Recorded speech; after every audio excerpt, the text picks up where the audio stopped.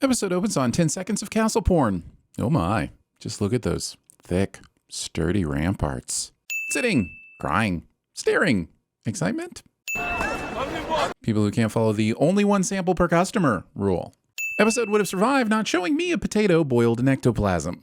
Behold, the traitor dragon Maylis! Acting as if Maylis had much choice or cares about who sits on the Iron Throne. This is like blaming a dog or a boat or sword. It goes where the owner goes. Quit blaming dog boat swords. Don't they realize we won the battle?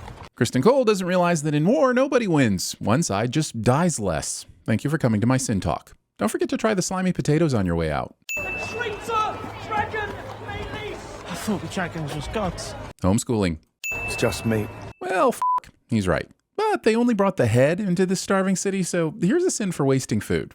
I'm worried y'all took away the wrong lesson from how much everyone liked Patty's slow walk entrance in season 1. We liked that slow walking because it was a dying king coming to defend his daughter one last time. It was epic. This is just an idiot in a box. Not being able to figure out if that's a look of concern on Helena's face or a look of, cool, I don't have to my brother anymore. His grace remains with us for the moment. I know we've already said it last episode, but holy ecto-cooler potatoes, Hot D. It is still, and will never not be, f***ing ridiculous that Aegon survived this for any length of time. This sequence of removing armor that has been burned into Aegon's flesh will go on for all the amounts of some time. Episode making me think for even a second that they were about to squeeze salted lemon juice out and all over Aegon's burnt body. F*** you, Hot D. F*** you. His grace fought valiantly. He did not. Your Grace fired one shot that mostly missed the target and then proceeded to get the beatdown of a lifetime from Rhaenys and Aemond. It was like watching Naranch and the other gang members beat up on the man in the white suit in JoJo's Bizarre Adventure. Kristen Cole marches about the Crown Lands unchallenged. Well, of course he does. You'd be untouchable too if your name was as cool as Kristen Cole. It's not their fault Rhaenyra's side can't find a person with an equally or more awesome name. We still have no ground army but the one we hope that Daemon will raise. He who has left us after some marital spat. Sir Alfred survives this. Then I myself must do it. My queen, you are the crown. It is out of the question. What would you have me do? Not sure, but I'm just glad the rest of this episode won't be spent with people talking and trying to answer this question, along with Allison and company trying to figure out who will be put in Aegon's place for the time being. I mean, that'd be crazy to spend an entire hour on just 2 conversations, right? Right? Jace, where are you going? To Harrenhal. To treat with Daemon. Oh good, that's just what we need. 2 people from Team Rhaenyra stuck in the ghost castle that sucks all the fun from their characters. I can sit still no longer. And yet, I can pretty much guarantee you will do nothing but sit still for the next 4 episodes, all the while moping and complaining about every single thing. It's quite the character arc. She will not like it. Then don't tell her. Not until I'm away.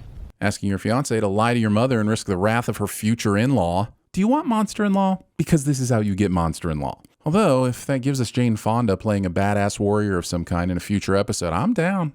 The Brackens were a people hatched out of the deepest of the 7 hells, your grace. It would be a kindness to oblige them and send them back whence they came. All this mano-y-mano back and forth would be even more intriguing if I knew who the f*** any of these people, outside of Daemon, were. There are things the crown itself must not be seen to do. Asking the only house that declared for you in the Riverlands to secretly commit war crimes is one thing. Not showing us any of those heinous actions or their effect on the people upon which they're being committed is another. We expect Daemon to do this shit, but then we also expect entertaining television when he does. The problem is nothing will come of this but more off-screen calamity. And that's what makes this season so infuriating. The Eyrie itself is impregnable. As my uncle always said, you never know if an Eyrie is impregnable until you try to lick it. But maybe I shouldn't take gastronomic advice from someone who always has powdered sugar on their face. I am now the sovereign. I cannot do as I please. Whining about being the very thing you're fighting a war to maintain. There is more than one way to fight a war. But there is only one way to watch a war, which is by giving us a f***ing war to watch. Daemon. Meanwhile, on Daemon Season Here's Things that do not advance the overall story arc in any way. Still workshopping the title. If only you'd been born first, my favorite son. Ew. Mother lovers. You should address me as my king. But you're the prince. What would you call the husband of the queen? TV show about dragons burning cities and tearing each other to shreds has time for this. The armor was Valyrian steel, but his grace suffered grievous burns over much of his body. You can tell me the armor was made of magical tungsten carbide and forged in the fires of Mount Northrop Grunham, and I still wouldn't believe for a second that Aegon would still be f***ing alive. Experience is valuable, yes, but the Dowager Queen is a woman. Being surprised when the men you told Rhaenyra wouldn't let a woman rule, I'll choose to not let a woman rule. Giving your mother this look while reaching for your ball. What is our standing in the Riverlands? Well, your grace, standing is about all that's happening in the Riverlands right now. Daemon has been standing there all season doing nothing. I wouldn't worry about it too much. Someone cut down the f***ing rat catchers.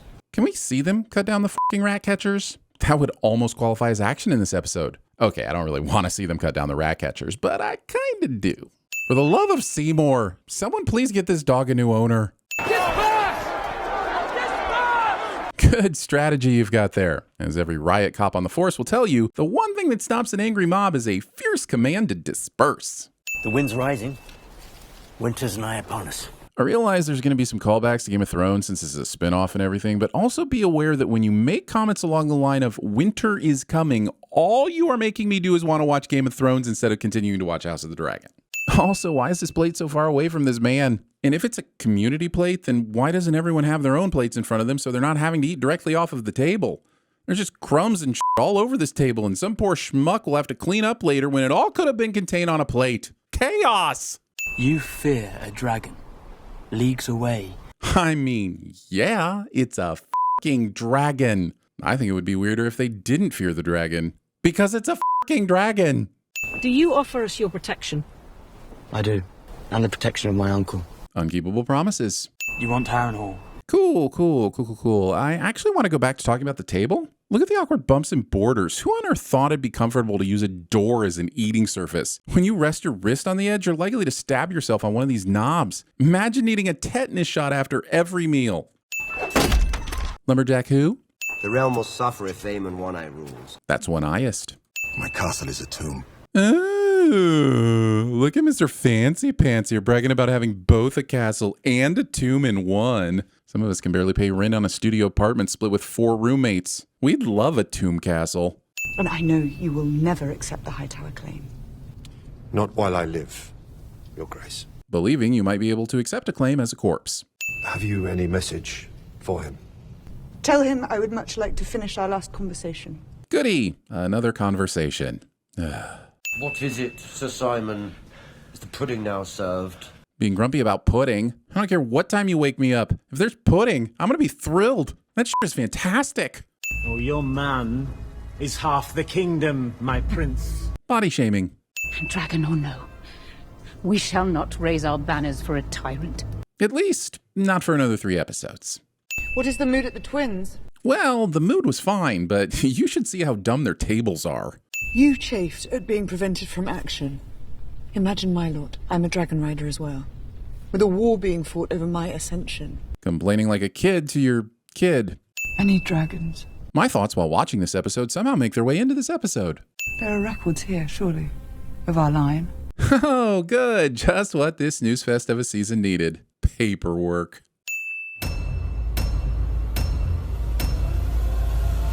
Did you say fire? The meaning of the box is threefold.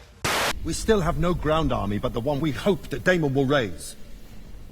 He who has left us after some marital spat. I don't think I like your tone, Slavin. The king. Sacristan, what befell him? He died. We choose fire. I immediately regret this decision. Kristen Cole made a mistake. Could you be more specific? Bring out your dead! That's why they call us man's best friend.